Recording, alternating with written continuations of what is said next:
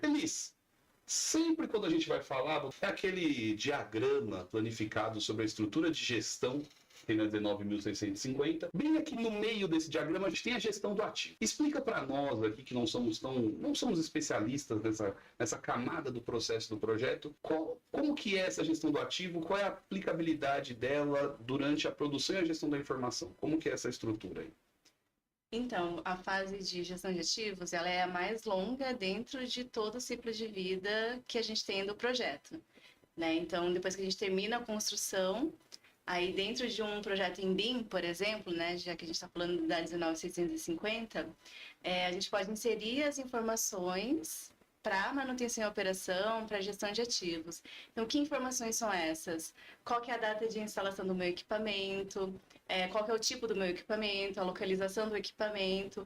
E muitas empresas entregam um modelo BIM que toda empresa vai manter e operar, né, o seu ativo. Ninguém vai construir um ativo e não vai fazer manutenção e operação. De verdade. Não vai fazer gestão, né, de ativos. E essas informações não vêm.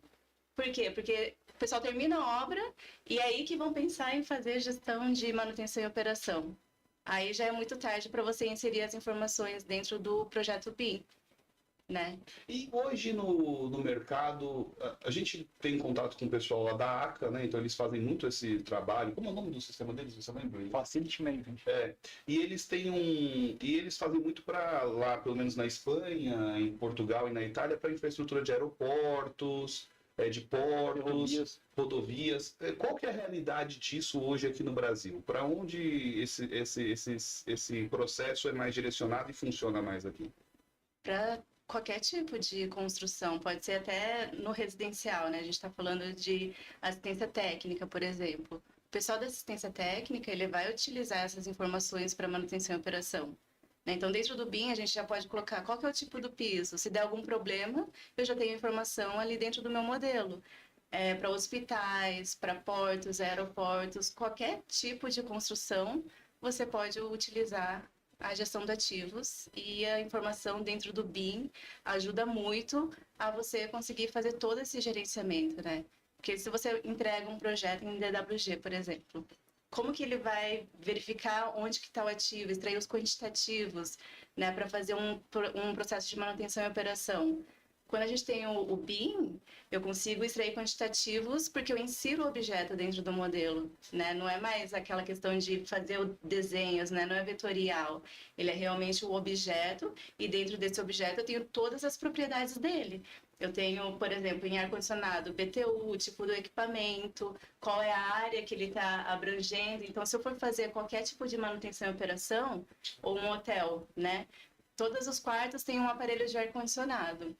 Se eu conseguir fazer todo esse processo de gestão mais otimizada, utilizando o BIM, eu tenho ganhos, né, muito grandes ali dentro. Porque imagina um aparelho não funcionando em um quarto, você já não vai poder colocar um hóspede lá dentro. É verdade. E isso é dinheiro perdido. Ou qualquer equipamento dentro do quarto que não funciona, o chuveiro, uma televisão.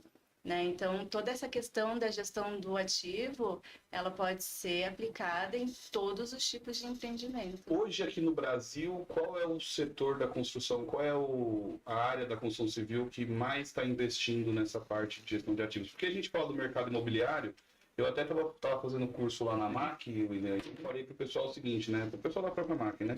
Os outros gestores. Falei assim, olha, na minha visão, é mais fácil implantar no mercado imobiliário a fase os processos de gestão do ativo, né, de facility management, ou qualquer tipo, para a gestão do empreendimento, do que, por exemplo, a gente fazer as camadas de orçamento e custos e planejamento do modelo.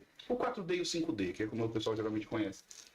Essas duas etapas estão mais distantes de funcionar, na minha visão, até pela disponibilidade de sistemas que tem hoje, de softwares de BI, de CDEs abertos que a gente pode estruturar, do que propriamente o 4D e o 5D, que exigem muito mais trabalho da informação, da gestão da informação lá nas fases iniciais, que às vezes a gente não tem esse tempo, do que a gestão do ativo, que ali você já tem um modelo, então você já poderia colocar manuais, já poderia colocar nas próprias propriedades padronizadas do IFC, garantias, com alguns sistemas, tem aquele de Rofus, né, que tipo, é muito famoso lá fora, colocar a parte de monitoramento dessas garantias, das operações, coisas de sustentabilidade, né, monitorar a energia e fornecer isso para as administradoras.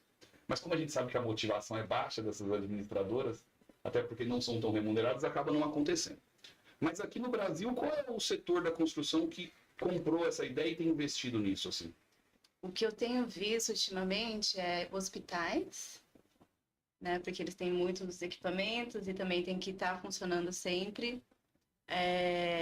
Oil and gas, né? Que também tem bastante coisa ali funcionando, muitos equipamentos, qualquer parada de manutenção já é um desperdício, uma perda de dinheiro muito grande para essas indústrias. Tem a indústria farmacêutica também, então é mais Para a parte projetos industrial. industriais, né? Porque eles têm mais equipamentos, então eles têm que também monitorar melhor todos esses equipamentos. Locais mais controlados, assim, também. Tem indústria alimentícia, né? Você tem que manter a temperatura de um local, por exemplo, para também não estragar o produto. Então, esses ambientes mais controlados e mais industrializados, onde você tem que sempre manter o seu equipamento em funcionamento, né? Porque qualquer parada de manutenção é muito oneroso, né, para a empresa. Eles estão investindo mais nessa parte.